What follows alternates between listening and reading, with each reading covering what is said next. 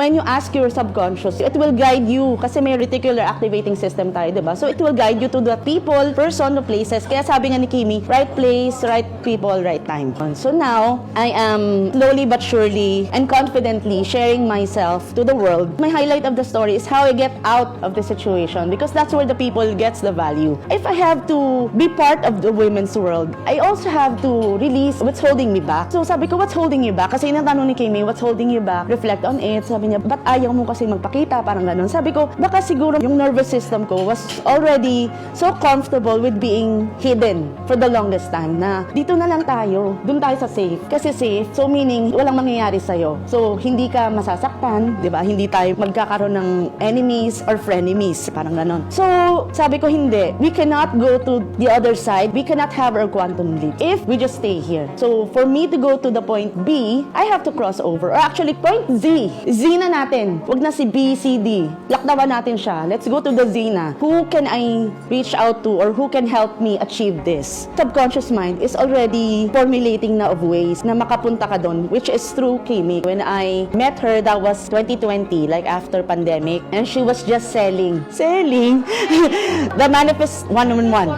Manifest 111. And at that time, mahal siya.